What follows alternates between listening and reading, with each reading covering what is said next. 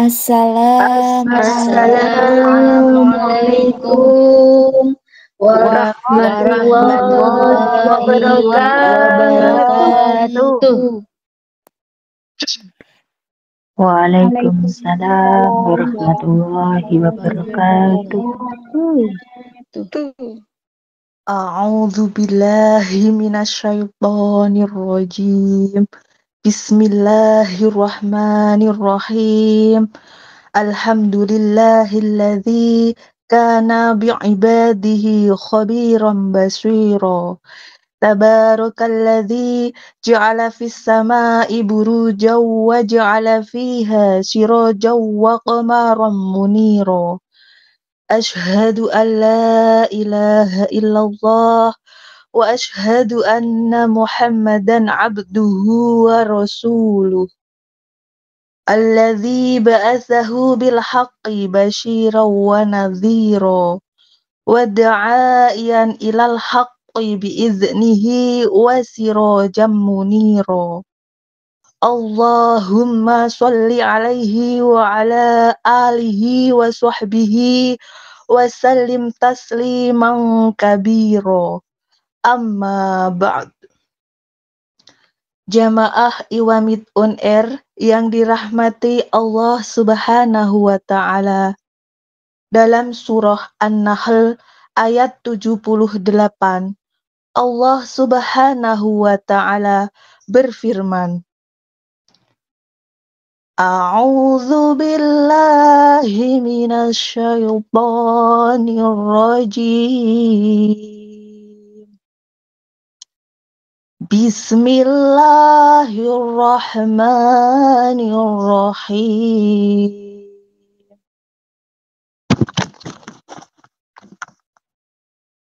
Wallahu akhrajakum min butuni ummahatikum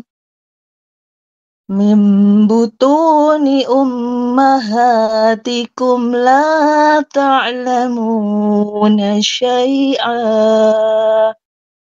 wa ja'ala lakumus sam'a wal absara wal af'idata la'allakum tashkurun.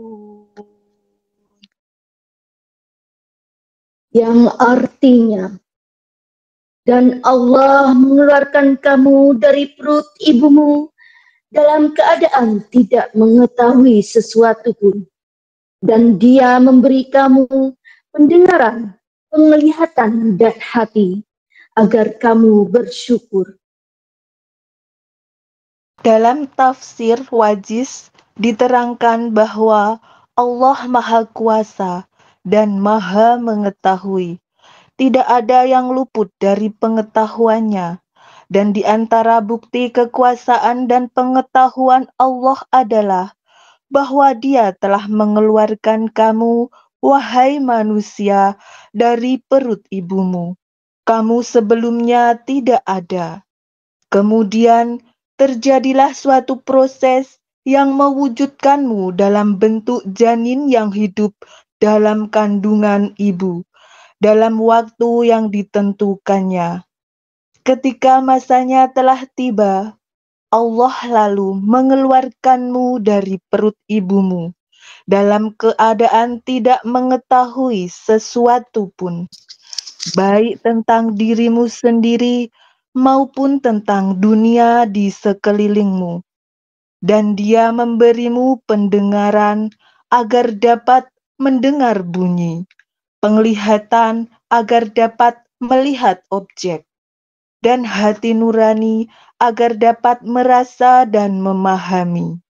Demikianlah Allah menganugerahkan itu semua kepadamu, agar kamu bersyukur.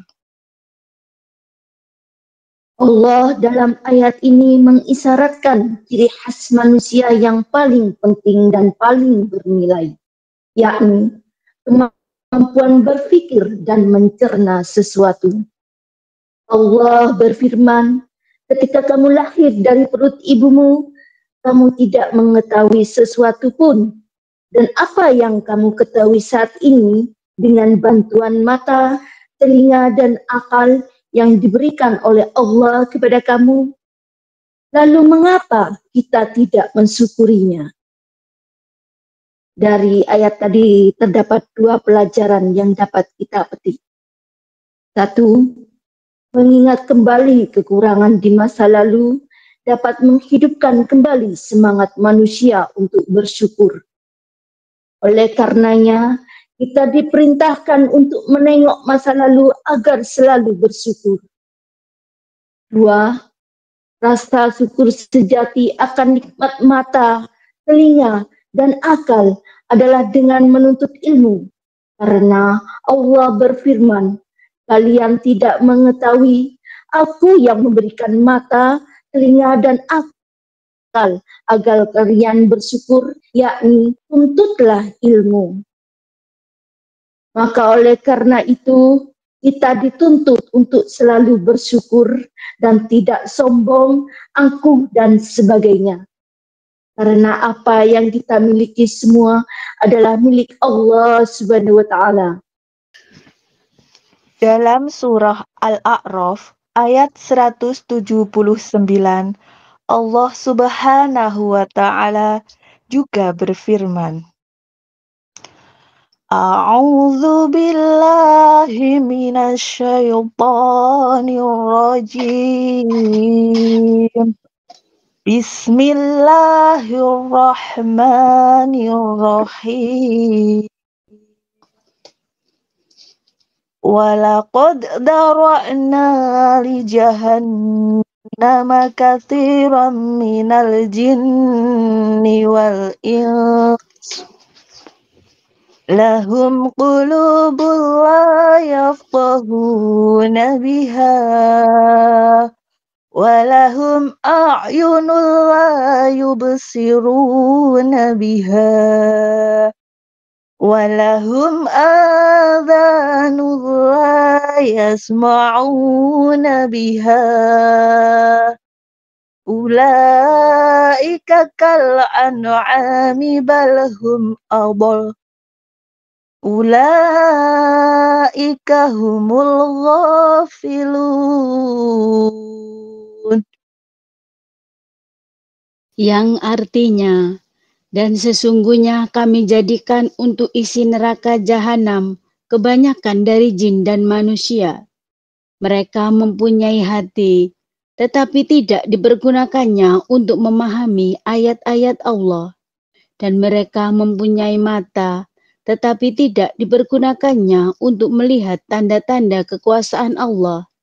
Dan mereka mempunyai telinga, tetapi tidak dipergunakannya untuk mendengar ayat-ayat Allah. Mereka itu sebagai binatang ternak, bahkan mereka lebih sesat lagi. Mereka itulah orang-orang yang lalai. Pada kenyataannya, penghuni neraka jahanam itu adalah terdiri dari bangsa jin dan manusia. Kalau setan, sudah tentu mereka akan masuk ke dalam neraka, karena mereka telah dikutuk oleh Allah. Pertanyaan kita menyikapi ayat tersebut adalah, mengapa manusia yang dikatakan makhluk yang paling sempurna seperti yang Allah wahyukan dalam Quran Surat At-Tin ayat 4, yang artinya, sesungguhnya kami telah menciptakan manusia dalam wujud yang sebaik-baiknya, bisa-bisanya masuk ke dalam neraka. Jawabannya ada pada lanjutan kalimatnya. Dalam ayat tersebut diterangkan bahwa manusia dan jin yang akan dimasukkan ke dalam neraka jahanam itu adalah mereka yang memiliki ciri-ciri sebagai berikut. Yang pertama, mempunyai hati tetapi tidak dipergunakan untuk memahami ayat-ayat Allah. Ini adalah salah satu ciri mereka yang akan mendiami neraka jahanam. Dan sifat seperti ini saat ini sangat banyak terlihat pada diri manusia. Mereka tidak pernah menggunakan hatinya untuk memahami ayat-ayat Allah, melainkan mereka isi hatinya dengan mempertebal dinding sifat-sifat tercelanya. Padahal, jika kita perhatikan salah satu hadis Nabi yang artinya ada segumpal daging yang apabila hati itu bersih, maka bersih pulalah ia. Dan sebaliknya, jika segumpal daging itu kotor, maka kotor pulalah diri orang itu. Hal ini menjelaskan kepada kita untuk selalu menjaga kesucian hati kita, yaitu salah satu caranya dengan memahami ayat-ayat Allah. Maka insya Allah, apabila hati kita diisi dengan hal tersebut, maka hati kita pun akan selalu dilindungi oleh Allah dan manusia itu akan selalu memunculkan aura yang baik dalam kehidupannya. Maka kita pun yang merasa ingin menjadi manusia yang baik sesuai dengan keinginan Allah, maka kita harus mensibukkan diri kita untuk memahami ayat-ayat Allah. Ayat-ayat Allah yang dimaksud meliputi ayat-ayat yang tertulis, contohnya Al-Quran, hadis Nabi, dan ayat yang tidak tertulis seperti hakikatnya kehidupan, hakikat takdir, penciptaan alam, alam semesta, dan sebagainya. Yang kedua, mereka mempunyai mata, tetapi tidak dipergunakan untuk melihat tanda-tanda kekuasaan Allah. Mata adalah salah satu nikmat yang Allah berikan kepada kita. Karena dengan mata, kita akan bisa melihat dunia dan menikmati akan maha megahnya ciptaan Allah. Namun, mata juga bisa menjerumuskan kita ke dalam neraka Jahannam apabila kita tidak bisa memanfaatkan mata kita untuk hal-hal yang baik menurut Allah sebagai penciptanya. Dan alternatifnya, agar kita terhindar dari neraka Jahannam akibat mata, maka mata kita harus kita pergunakan untuk melihat tanda-tanda kekuasaan Allah. Karena dengan demikian, kita akan menyadari betapa dahsyatnya semua ciptaan Allah. Dan dengan demikian, kita akan semakin sadar diri dengan kekurangan kita. Sehingga selamanya kita akan selalu memuji syukur akan nikmat yang telah dianugerahkannya kepada kita. Begitupun dalam prakteknya, jangan sampai mata kita gunakan untuk melihat apa yang tidak seharusnya kita lihat, yang hanya akan membuat mahdarat bagi kita. Dengan demikian, kita akan terhindar dari pedihnya siksa neraka Jahannam. Yang ketiga, mereka mempunyai telinga, tetapi tidak dipergunakannya untuk mendengar ayat-ayat Allah. Nikmat yang satu ini pun apabila tidak kita gunakan untuk hal yang baik saja, yang sesuai dengan yang Allah perintahkan, maka telinga pun bisa menjadi media pengantar kita menuju neraka Jahannam, yang sangat pedih siksaannya itu. Lalu bagaimanakah agar kita terhindar dari siksa neraka? Salah satu caranya adalah kita harus selalu menggunakan telinga kita hanya untuk mendengarkan ayat-ayat Allah, seperti mendengarkan orang yang sedang membaca Al-Quran, mendengarkan yang ceramah, dan mendengarkan orang-orang yang selalu berzikir dan memujinya. Maka dengan begitu insya Allah kita akan selamat dari jeritan api neraka Jahannam. Yang keempat, mereka itu seperti binatang ternak, bahkan mereka lebih sesat lagi. Mereka yang seperti dijelaskan di atas, perilaku dalam kehidupannya tidak jauh berbeda dengan binatang ternak yang tidak mempunyai akal pikiran seperti manusia. Dan jika sampai kita seperti itu, maka celaka dan rugilah kita. karena kita sudah dilebihkan dengan diberikannya akal pikiran, namun kitanya tidak bisa memanfaatkan nikmat tersebut. Mereka itulah orang-orang yang lalai. Salah satu indikasi penghuni neraka jahanam itu adalah mereka yang lalai. Lalai di sini maksudnya adalah lalai dalam melaksanakan perintah Allah. Sungguh sangat rugi orang yang seperti itu, dan semoga kita terhindar dari sifat tersebut. Dan cara untuk menghindarkannya ialah kita harus mempunyai semangat yang luar biasa, tetap istiqomah berada di jalan yang Allah perintahkan, yaitu dengan iman, Islam, dan ihsan yang sempurna. Juga selalulah bersyukur dalam hidupmu. Semoga kita bisa menggapai ridhonya. Amin. Bersujud kepada Allah, bersyukur sepanjang waktu.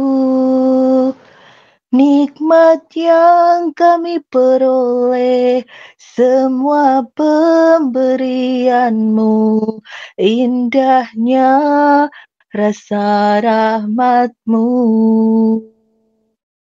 Alhamdulillah wa syukurillah padamu ya Allah.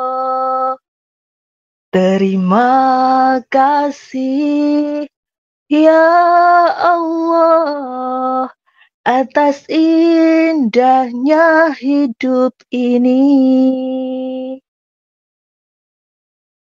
Jemaah Majelis Ta'lim Iwamit on Air, marilah sama-sama kita bertawakal kepada Allah Subhanahu wa taala. Pergunakanlah apa-apa yang telah diberikan oleh Allah Subhanahu wa taala dengan sebaik-baiknya dan di tempat yang diridhoinya. Persiapkanlah segala amal ibadah kita untuk bekal kembali kepadanya. Wallahu a'lam bishawab. Demikianlah Sarhil Quran dengan tema mensyukuri nikmat yang telah diberikan oleh Allah. Kami dari keluarga Tulikmannya banyak kekurangannya, mohon maaf lahir dan batin. Juga di sini kami mengucapkan selamat menunaikan ibadah puasa. Hadawunallah wa iyyakum ajma'in wa akhiran. Wassalamualaikum warahmatullahi wabarakatuh. Waalaikumsalam warahmatullahi wabarakatuh.